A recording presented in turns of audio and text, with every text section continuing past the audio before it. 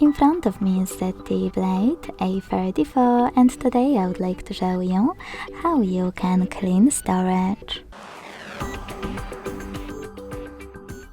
Begin by finding an app called Cleanup and hitting it. Now scroll all the way down to choose Agree. Tap on Allow, Allow again, and choose Junk Files. Then hit one tap Cleanup, choose Confirm, and wait. As you can see, after that, my storage was successfully cleaned.